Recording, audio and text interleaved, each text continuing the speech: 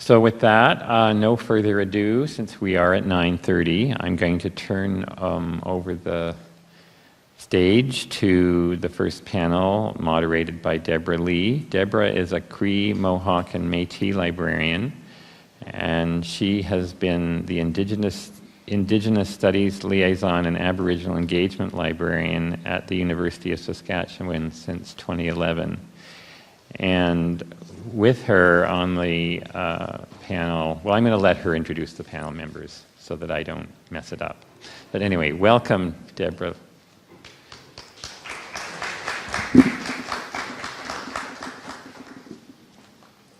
Thank you, Gordon. Yes, I'm a prairie girl out here on the West Coast, so it's an honor for me to be here and take part in this really important forum. I'm going to start by introducing Joey Caro.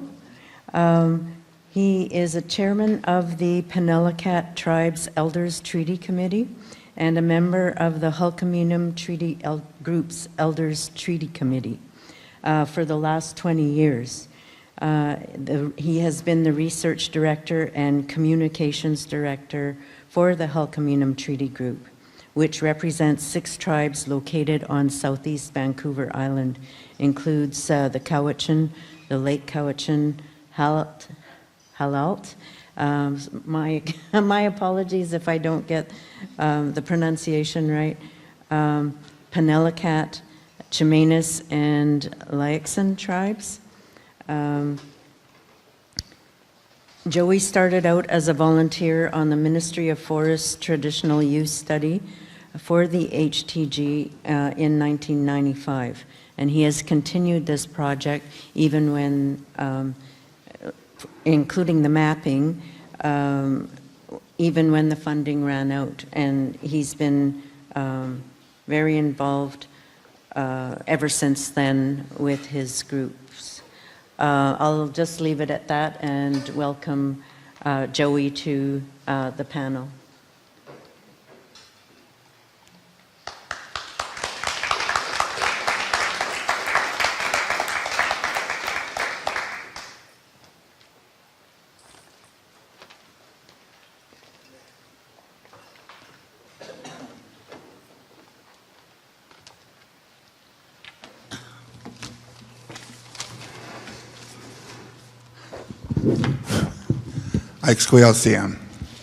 Good morning, everybody. I want to thank our Musqueam elder for that eloquent welcome. That was really, could have been the whole forum by itself. It was great. Thank you very, very much. And thank you to your people as well for allowing us to be here today. And through my Savior, I thank the Creator, of course. And I thank Sarah and her staff and MOA staff for allowing this to happen. I really appreciate all their hard work over the last couple of years that we've been involved with them. I see I don't have much time, so I'm going to try to cut to the chase and do a bit of an overture of the issues raised in my little box here, and then if time allows, touch on some of the other issues that are involved in a project like the one that we are currently involved in. That is like the creation of a library for our people. We have over 6,500 members, and a lot of members in Seattle, Vancouver, Victoria, and urban settings, like around the land. There are traditional areas, Coast Salish territories. My family's Baptiste and Susan George come from Cooper Island. Cooper Island has legally had its name changed to Penellicat Island now. My whole community name is Seamelton, and I think we're related to a lot of Mr. Grant's family as well, as a lot of our Coast Salish people are, through family, through genealogy, and through our traditional practices of the Swikeway and the big house dances and different reasons to be involved with one another. Some of the I see that, for one thing, the project that we were able to be involved with, I say we, my wife over here, Candace, was part of the Digitization project as well. that we're just currently wrapping up with our final report, and it went very well. We have hundreds of audio recordings, cassette recordings, over 20 years of recordings with all our members relating to all the different parts of our culture, our cultural practices, our medicinal plants, the resources that have been extracted from our territories, our genealogies, meeting minutes, future plans, land use plans, language, sacred places like cultural bathing sites, confidential information, all these things. We still have a long way to go to digitize everything, but we got a good start. With the support and help of the MOA staff, it made it very easy to proceed now and train other people. The people here are very helpful, very forthcoming in their assistance, which made it really easy for us to continue. They provided a great training booklet that we were able to duplicate and share with other members, and it just made it really easy to understand. We're moving ahead now on the 20th of this month with a separate project for the Penellicut tribe to work with a consultant company here in Vancouver to create a database, digitized database of all of the information relating to Penellicut from the Hulkmeanum Treaty Group collection. And the Hulkmeanum Treaty Group collection right now is gigantic. It's really an excellent, like Muskium's collection, no doubt. But we have a GIS technician that is superb and produces maps in a heartbeat on any topic you can imagine. And we have a, that's, like I said, I'm excited about that starting on the 20th. The access to that will be a lot simpler than our current database. We use DocuShare at this time. And DocuShare can be kind of costly and kind of hard for just the general people to get access to. The new database looks like it's going to be a lot simpler, and people can use it at different meetings and from different venues and what have you. So we're pretty excited about that. In our library, we had to decide early how to arrange all of our materials. And since we're a treaty organization, we chose to arrange all of our materials by the treaty chapters. And there's something like 30 chapters in a First Nations treaty with the BC treaty process. And self-governance has something like 20 sub-chapters in it. And so you can imagine, we had to have some kind of organization for our treaty negotiators, our chiefs, and different people who need access to the information to be able to find it in a hurry and when needed. Excuse me. So like I say, there's some of the challenges that we of course face, like any other library or what have you, is like around confidential information. We got like bathing sites, but we can't tell you where they are. And then the forest company says, well, how do you protect them if you can't tell us where they are?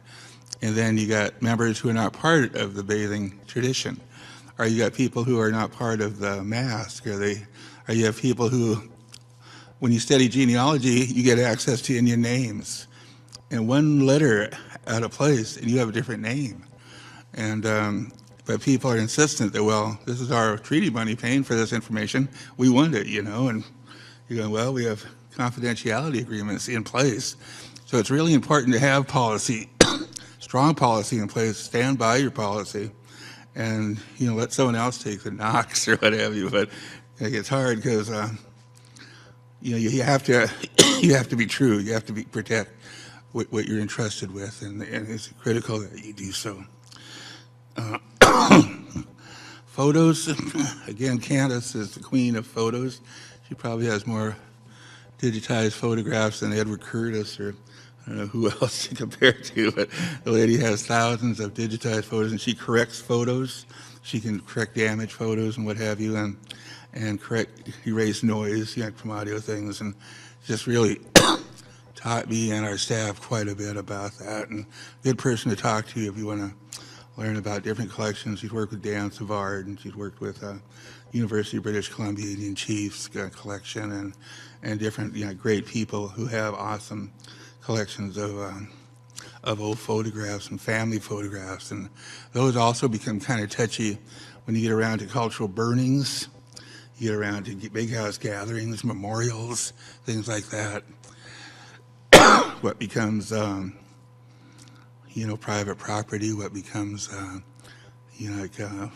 public domain. It's real touchy. You got to be really, really careful there, and do what's right and feel what's right. And if you favor one family over another, you're in trouble. It's one step forward, two steps back. And so again, some of the tensions you feel in the treaty-funded work.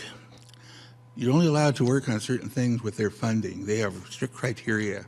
You're not allowed to work on what they call specific claims, but you are allowed to work on comprehensive claims. You're not allowed to work on rights and title, because they say that's not part of that process. And so what gets funded and what don't can be a real high wire act sometime. Although we feel it all relates to culture and lands and what have you, it's a head-butting contest there sometimes to keep moving ahead and decide where and how things can be funded, how work can be funded. In our organization, some of the problems we have is you get all this stuff together, but nobody's reading it. Nobody's accessing it. I'm sorry, I'm down to 5 minutes already. So we're going to have to really cut to the chase here. Should have came in last night, I guess. Anyway, shortness of staff. Who from your community, can do the work? Who can? How will they be funded? And on an ongoing basis. When Stephen Harper was still in power, right to the very end, he was ready to shut down all our tables, and consequently, he shut down the funding to our table, and consequently, I lost my job after 20 years. And so now I'm going to go work for Penellicut this month. But the collection now is in limbo because there's nobody else accessing it, nobody else reading it. And then you have the rotation of leadership and what have you. They don't go there. And so now they don't know who to call. They call me at home or what have you, and they try to get access to the gear, but they don't want to pay any kind of funding for my time and what have you. So it's hard, to find a way to work together and make sure the library continues to be available to our members and what have you. So storage is still an issue.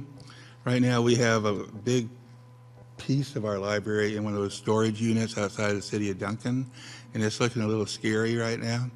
And my old office is looking a little scary. It's becoming a storage room, and people have access who probably shouldn't have access. And I guess one thing I wanted to touch on quickly too is that you don't have to make a copy of everything.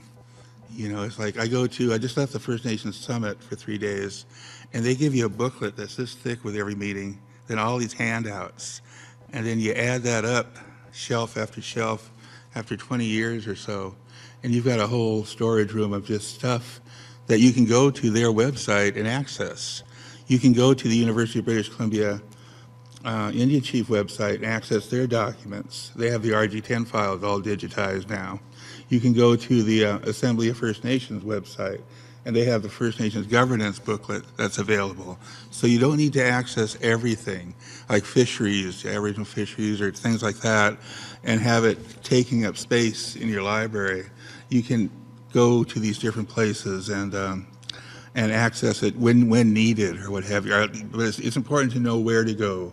It's important to know who's got what and what have you when you do need it. Then there's all the local libraries and archival deposits that are equally important. And one thing I think is important to mention is like the city of Nanaimo, they were throwing away old books, and they called us up and got a hold of us. Mrs. Wilson did, and she gave us a book Among the Hulkaminums, a $600 book or $700 book they were throwing out, and gave us other books like that they had no idea what it was they were throwing out. But that's just it. Sometimes you just have to go out. And I'd say lastly, don't loan anything out. That's the scariest thing in the world. The nicest people in the world are going to come to you and ask to borrow your books. asked to borrow your journals, and they're just so nice. It's like, a relative borrowing money, I guess, but they come and they borrow books, and that's the last you see of them. They're gone, and you'll never find them again, especially at the price you probably found them at. Like Hillary Stewart's book on canoe building and stuff like that, and big house building. Those things are going for a couple $100 each now, if you can find them. But I've lost so many now, the Coming of the Spirit of Pestilence, and just all these great books. They're just, and you have to go replace them, and with what? You got to have a bake sale or something, banning sale or what have you. But I think I'm out of time. I want to thank you all very much. If you have any questions, I'm around. Candace is around, and I wish you all the very best, and I appreciate the invitation. I hate to see him. I'm out of time.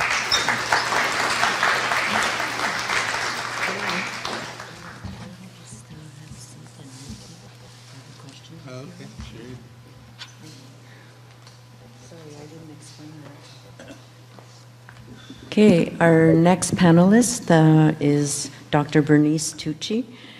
She's the language coordinator at the Hitatsu Learning Center in Ucluelet. Her community participated in the Indigitization program in 2014 and continued the digitization work after the project was completed. She is a linguist and has several degrees from the University of Victoria, including a PhD in curriculum instruction. Her thesis involved a critical look at the methodologies and the social issues involved with language revitalization. She was also an elementary school teacher for 33 years. Bernice also served as the language program manager for the Nucha Nation in BC and the Makah tribe in Washington. Please welcome Bernice to the panel.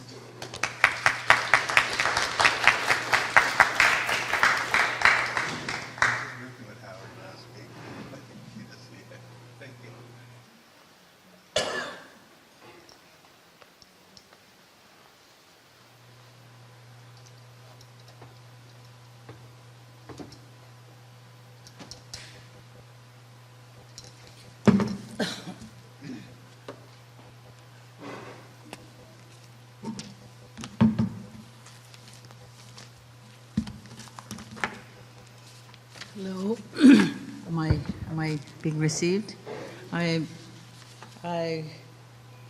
honored to be here, but I'm not the primary technical person. Was Maureen Louis Tucci, who was our treaty technology and archival person. But I am the language coordinator and special education instructor right now, but have experienced not treaty work, but more language. And as I go through different language programs, I see the need for digitization of material. And I'd like to take this time to thank Mr. Lawson for the fine training we had in such a short time, such a huge amount of information, and which I could not be administrator and run back and forth and do technology. So thank goodness for Maureen, who is also a very busy grandmother, also helps with the program. And I think of issues that comes to the forefront. With language programs, I went to one independent school who wanted me to do a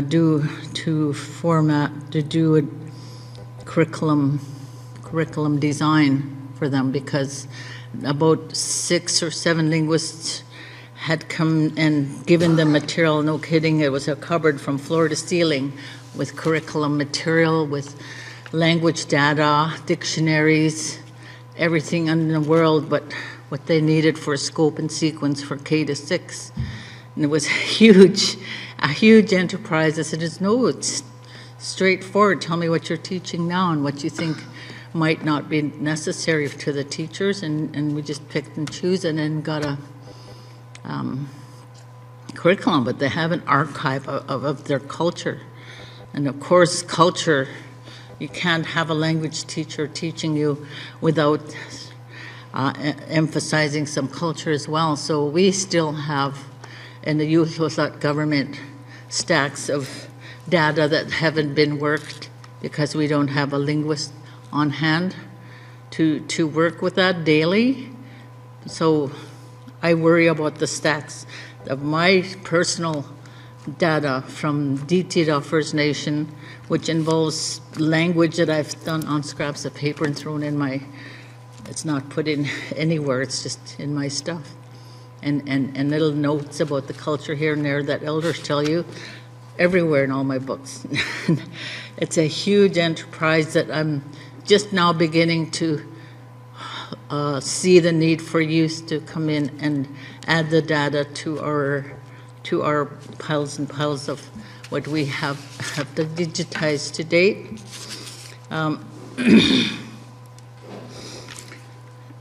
With the plans, the other issues, well, I must say that I was elated to see the partnership that the MOA understood as partnered with First Nations. I mean, a first.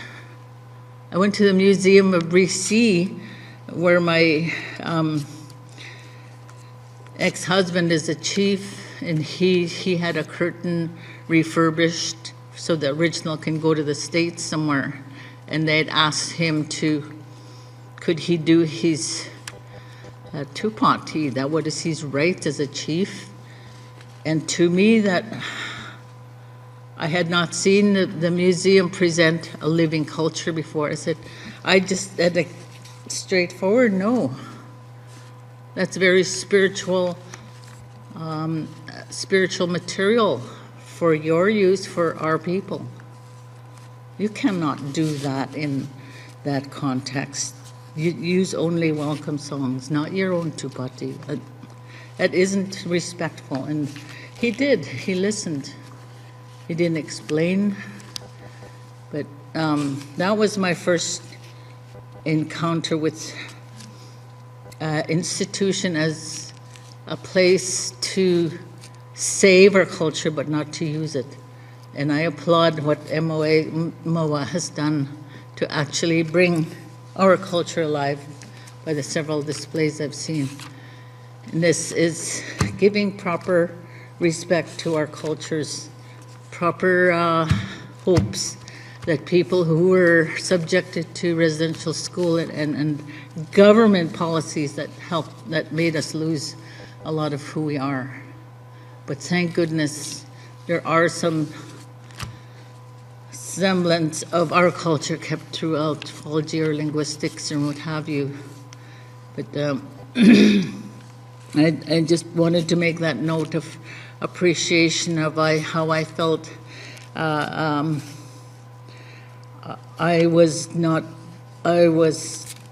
given the opportunity to share the technology that is used in keeping our culture, to bring it to our community so that we can access the huge amount of data on a daily basis. Right now, the digital source are elders who have oral C as their memory for us, but they're going to be gone, and we won't be able to just say, how do you say that?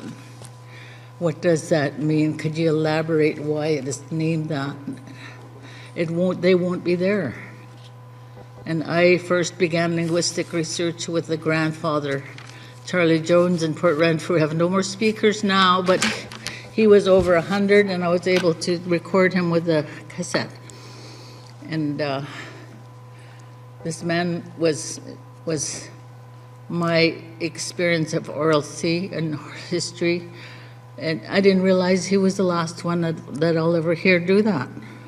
Hours and hours of stories, legends that lasted an hour. And it just never will happen unless we start doing our language historically and the way that was done for teaching. I'm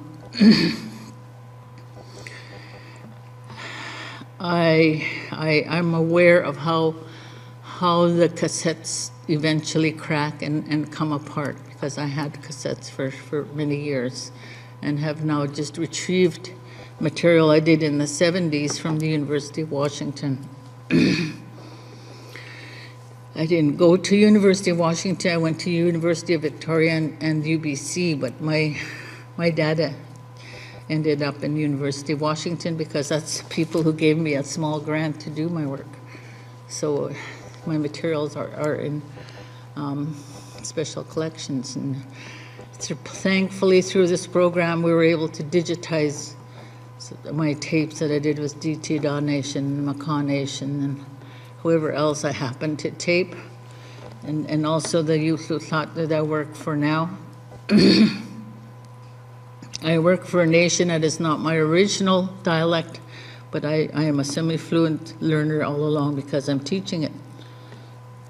An important part of teaching the language, I discovered was a great acquisition tool.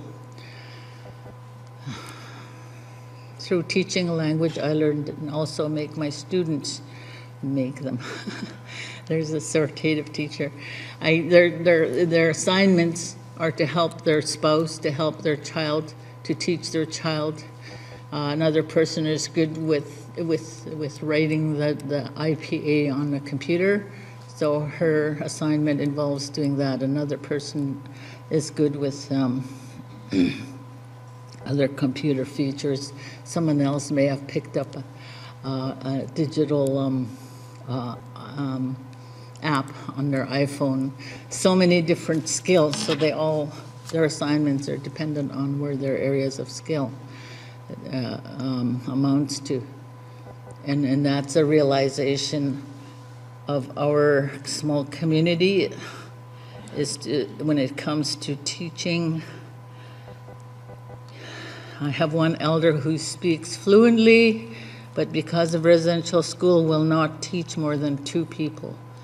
But he's got a loud voice. I never had a loud voice. That's thankfully technology could help me with not getting tired teaching now. I wish I had that when I was a teacher in the schools. But yeah, he refuses to say, "Oh no, I'm not a teacher." He's got this fear of groups. He could never sit up here. He could never sit in a classroom. And so my years of instruction, I did summer sessions for UVic as well, and taught language teachers. And the ability to observe, especially residential school, the fear of standing in a crowd. Sometimes I didn't see that, and it took a while to know that. The kind of thing of pathologies our people experience. I'm residential school, 12-year, and the kind of, I can't expect them to be a teacher, but I can digitally create material now that can be the teacher. It is such a relief. It just gives you hope. And I asked Maureen, what do you recall as your biggest strength when you began digitizing? She said, you can make things loud. The audio is possible. We can, when I recorded my grandfather and my grandmother years and years ago, and I heard, oh my God, there's dogs barking, there's crows outside, and all these noises, but I loved it. I liked that noise in there, but for an instructional one, we need to have the pronunciation as the primary object in the audio. But yeah, just the fact she felt that we can have better access rather than hoarding the one precious cassette at home. We can now have access to the vocabulary, to the songs, to the history involved with this language, whereas before it was difficult, and it was still difficult to get all the people to submit cassettes. They were sort of more like collections of specific persons, not maybe one tape here and there from some people who were so afraid to commit to give. So we tried to make copies first, so they kept their precious original. And,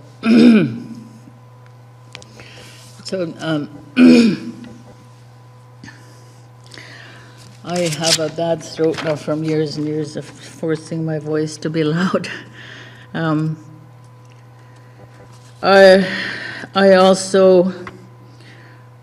found that moving from old technology to new technology was, people my age like to see things in front of them. They like to see the tape rewinding, and I know what's there, that foot. But the new technology just zip. Oh my God. I have to keep track of the footage of this now more than ever. It's very rare that the elders will even want to touch technology. We have one person that does the typing, and it's made her interested in doing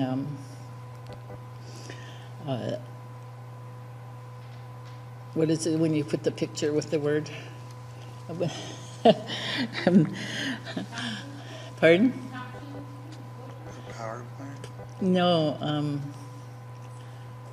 Anyway, we had assignments. Oh, okay. 1 minute left? Okay. Anyway, I can go on talking about the other students, but yeah, very difficult for myself as an instructor, our language program stands vicariously with a few instructors, if you have a language coordinator, if you have a budget for it. But we continue and persevere, and our students begin to help, because you become a single person, the librarian, the principal, the instructor, the curriculum designer, everything that educational systems have whole departments involved with. And so a very tiring job, and I applaud that technology will help us to say yes. I have a vocabulary for your camp trip right here, and it's at .001 camp by. That will be just so much. It means not filtering through files. I started when we did shoebox files with cards in the 70s, and now that's so far gone. But I have students, first-time students do that. But yeah, a very grateful opportunity to help our students, especially the young people who I want to get involved with digitization, to import and export things to their CDs, to their DVDs, to their USBs, and transport and import everything as they please. Thank you very much.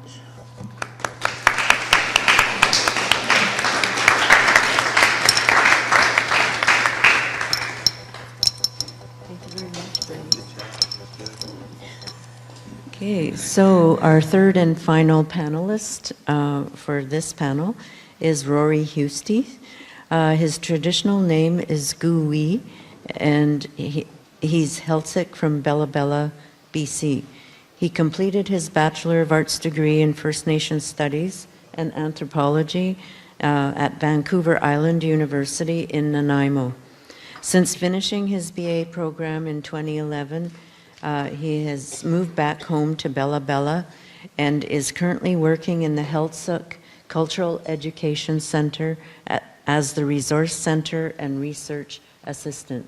Please welcome Rory to the panel.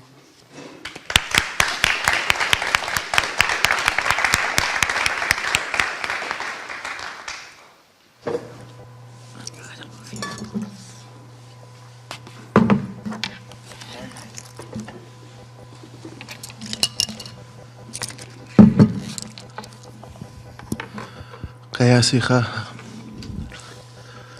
yo gui tlanugwa gya tlanugwa tchasnulu nugwa heiltjauch walagam nugwas kaya sichotla masquim wachau aux kankant gatu igya lachtamaux gukla Ugakanu kwa kayasi khotla malakus kant school masintla akyam pioneers into Indigitization. Kayasi khotla Larry Grant kan eiks wacht de melks do tlitlajaux intlan kuklayo. Ugakanu kwa kayasi khotla Sarah Dupont kan okwaux homantla pip kwala kuklayo. Kayasi khotla akyam agwa eka okwaux kakawata kwalayu kuklayo. Good morning.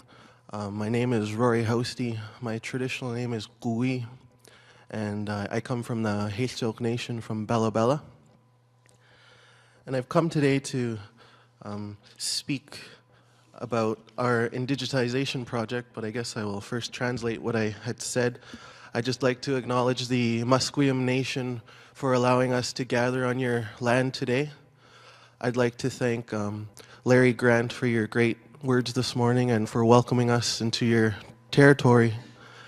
I'd like to thank Jerry for everything that for all his support in our Indigitization project. And I'd also like to thank Sarah for asking me to come and speak today. And we started the Indigitization project, I believe, back in 2012. And it was a pilot project, and we had our training up in our little office up in the Cultural Education Center in Bella Bella.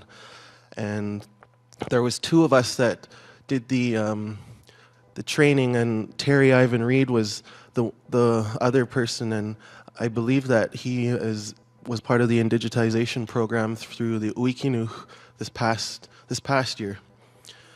But in the Cultural Center, we actually have over 2,000 cassette tapes, and approximately 336 of them contain our Heustis language, and these tapes have been our priority.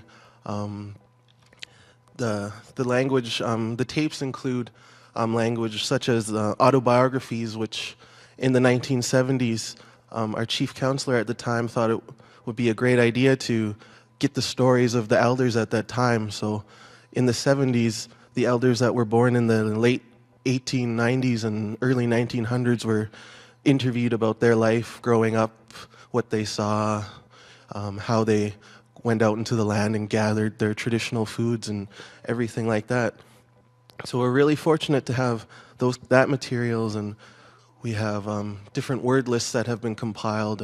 We have workbooks that have been made with conversational Celtic that were a little pamphlet, and you'd listen on a cassette tape. And we also have from lots of different potlatch and feast recordings. In the 80s, there was one person that was just sat there and recorded everything that was spoken at the feasts and potlatches. And we also have a lot of the elders meetings in the 70s. The elders, they were called the Heustis group, or the Heustis Society, and they would gather once or twice a month and talk about different issues or whatnot, and some of them would tell stories, and place names were a big thing for them. So during the times, they would sit around a round table and they would have a big map, and the facilitator would ask them, and they would just go around the map like they were on the boat talking about each place, and you would have the number and write it down. And so the Indigitization has really helped personally for me. Since I moved home, I started learning our language, and the Indigitization is such a great tool to be able to convert these cassette tapes into a digital format, so we could all, have them on our phone or iPad, so we could sit and listen. And right now, we're in a spot where we can PDF some of the transcripts. I was talking to you about the autobiographies, and we were fortunate enough to have a linguist come in the 70s, and there were 2 elders that survived his orthography course, and but one of the elders, she was able to write the language as you would in English. Just, she was so quick, and she got so mad when he switched the orthography again, giving it the lambda symbols and stuff like that. But she was really good at transcribing these, so we have multiple pages of these autobiographies that are able to be put on tablets or whatnot for the great-grandchildren and the grandchildren of these elders that spoke.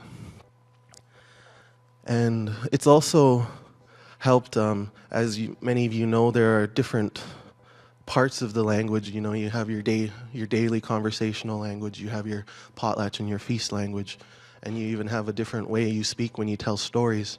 So it's really beneficial to be able to listen to those elders and, you know, hear where they're putting emphasis on certain words and that. And personally, for my family, in the 1980s, we had the potlatch was recorded on about 4 or 5 cassette tapes, and it was my great-grandfather George Heustis' inaugural potlatch. And back in 1987, I actually wasn't even born yet, but so we had those recordings, and my grandfather was part Kwagyu. His grandfather was half Hailchuk and half Kwagyu, and that was something that we had researched for many years. And before he passed, we finally were able to make those connections to show him how we're related to those Kwagyu representatives that came up. And you know, they didn't come up just because they came up, because they were closely related to him. And in digitizing these cassette tapes, myself and my cousin were able to listen and hear the words of all the people, and able to connect with the next generation of those Kwagyu representatives that came up in the 80s. We reached out to their descendants, and it came full circle, and they came up when we did a memorial potlatch for my grandfather last year in October. And so that was one way that it really came full circle, and we were able to make those connections. And as for next steps, I know that a lot of our people in our nation really are adamant about having some sort of an app, a language app. And we have all the materials. It's just a now matter of finding a proper program and whatnot, and getting all our ducks in a row, I guess I can say. But some other things that have come out of the Indigitization that I've personally worked on is, like I mentioned before, the place names. We have our elders talking about different place names within our traditional territory, so we're able to listen to those. And then through our GIS department, we're able to pinpoint those and make place name maps, so we can have maps that show our Hailchuk names instead of all the white man names that are assigned to some of our traditional territory. And another important thing about this, in my opinion, for the Indigitization is it really will help give Hailchuk back their voices. And I mean that in the sense of when some of the researchers came through, for example, Michael Harkin, if you read his book, The Celtics, you might just toss it, because it's the language is way up here, and it's just frustrating, because it's in his point of view, and you know, he has these wonderful audio recordings of interviews that he did with our elders, but he didn't really seem to use them to the great extent that he could have and should have. So we have those interviews that are ready to that have been digitized, and we're currently working on transcripts so we could get them out to the family so they could review them and say, yes, these are okay, and then they could be for the Celtic general use within our community. And then issues, there hasn't been really all that much issues. I know that for the first time around, after Terry's funding ran out and then there was just me, well, it was just hard to be able to get away from my workstation because I have to, help the community that want to come into the cultural center. So not having a full-time digitization tech will really slow down the process. I believe that we have digitized 150 to 200 hours or so, maybe more. We've also started to digitize community members' cassette tapes where they have some of their elders or grandparents speaking, or another really popular one is the recordings that they did in the church with the gospel singing, and some of them are gospel in our Celtic tongue as well. So, and as of right now, we don't charge the community. I just ask them to bring in a CD or a flash drive, and then so they're pretty happy with that to be able to preserve their tapes that way as well.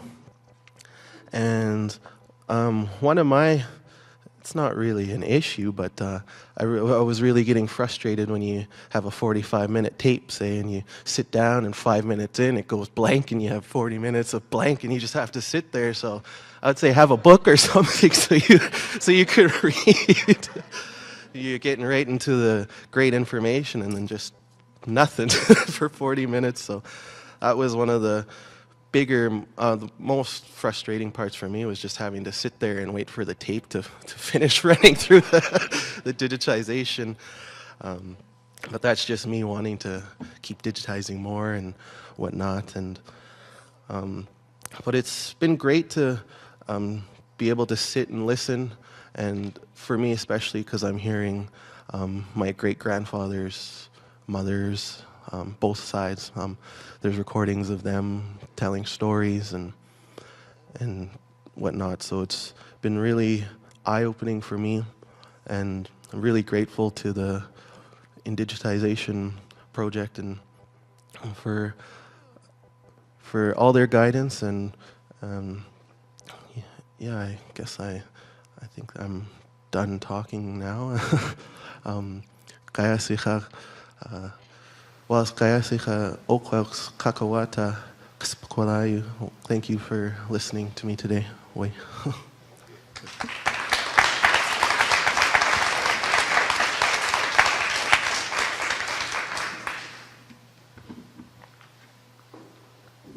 Thank you, Corey, and thanks to all of the panelists. I learned a lot just from listening to the three of them, and very interesting work that they've been doing.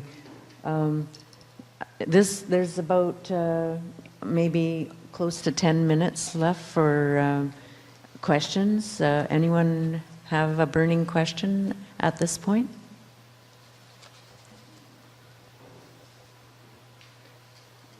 I have a question that I was thinking of as people were talking, and it's kind of like, how do you decide what to digitize?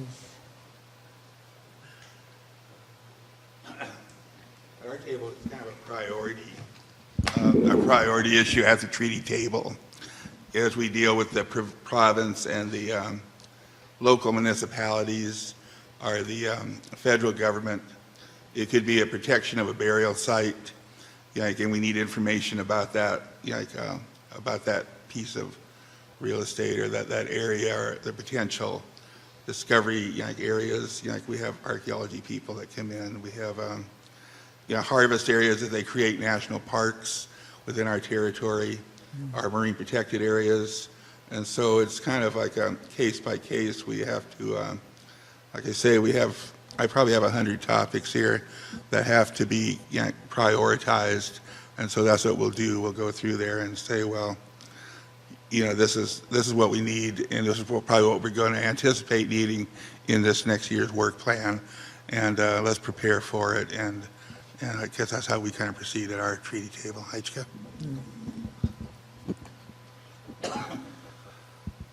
Yeah, for us, it's mostly been content that has our Heustis language on it, but well, for me, sometimes I'll choose a cassette tape if it's my great granny over so and so to do it first, but I'll eventually get it done. Also we've had a traditional use study done in our territory too, back in the late 90s and 2000s, and for the last year or so, I've been helping our. We have somebody on staff that was transcribing all those interviews, so she was going through and picking her priorities too. So that's kind of one of the language and traditional use study have been the two top ones. Yeah. Having just started the digitization, we've hardly had a priority list. It had to be whoever had cassettes yet that were usable. And surprisingly, we through the treaty process, we had already changed reel-to-reel most of them to cassette, so that the cassette program seemed logical. And I, not being originally from Yulhulat, I was able to digitize my ancestor material from the University of Washington, and I need another linguist to help me get to that and work on it, because thank goodness to digitization, we can relocate the material from the University of Washington, begin working on text, so that the two tribes that I know speak, maybe three, well, the Makah, the Washington one, no longer have any speakers anymore. So the demand for the digital material is greater and can be accessed. We're working on an app with Yulhuthot Barclay Sound, but we'll be able to submit more with the DT app, so that access will be made possible to the Washington and the various DT communities, small communities, through the internet. Thank you. Anyone with questions?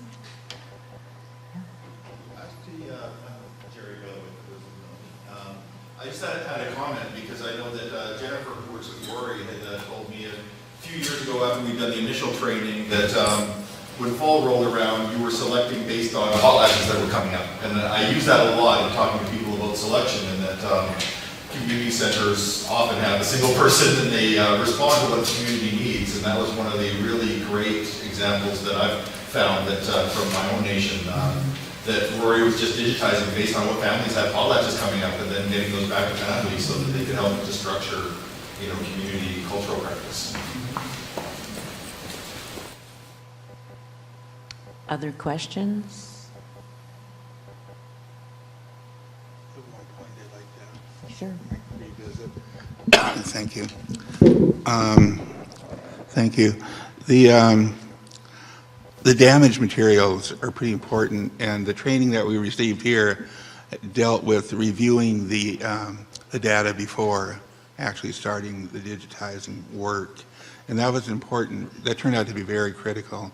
We had a lot of damaged tapes, the audio tapes, just magnetic tapes. They faded away, or they sounded like Minnie Mouse when you turned it on, and a lot of material was mislabeled.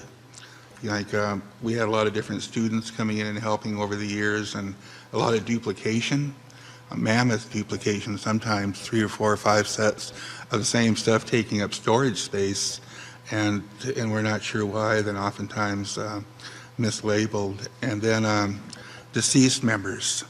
The issue about that is here's a deceased member now and their tape is damaged, and how do you recapture that? Then how do you deal with the families and what have you? And who might want access to some materials, especially the movies or the old videos and what have you. But the duplication and the damaged stuff and the review, I think, was a critical part of our training, and I really appreciate that. Aishka?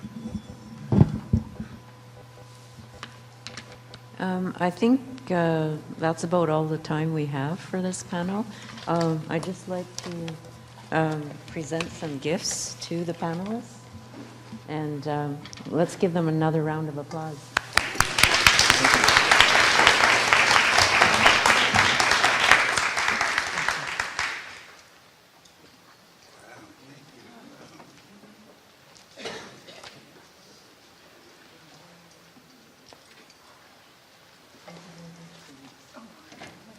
The gift is this large book, The Land is Our Life.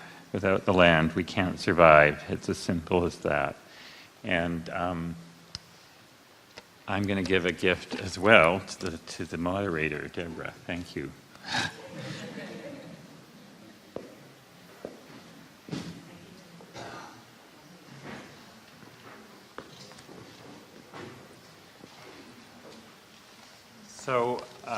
So we're about to go into a break, but before we do, I've got a few quick requests to make. One of the main goals of this forum is to gather feedback so that we can improve the program, and as we plan another event like this, improve upon doing that again, doing this kind of event again. So over on the large poster boards over at the side, we ask for your feedback, and the way we'd like you to give feedback is in your folders. You got some sticky notes, some post-it notes. So, oh, sorry, Sarah's correcting me. No, the post-it notes are actually up at the poster boards. So take some time during the break while this is fresh, and the first session is fresh, and also if you have any feedback on yesterday's sessions, please feel free to provide that feedback to us, and that would be very, very grateful. There's something else. Oh, so we're going to be breaking for about half an hour, correct? And I'll be kind of calling you back around 5 minutes to 11. The other request I would like you to make is take a look at the large board that has a representation of the sponsors. First and foremost, community members have been the most important contributors to this event. That said, the steering committee and others, we needed some funding and we needed some in-kind support, so we did reach out to sponsors. So the sponsors' logos and names are all listed on that board, and I won't go into the detail of who provided what, but they're all important, and I'd like to acknowledge our sponsors. So thank you, and we'll reconvene. I'll start reconvening at about 5 minutes to 11.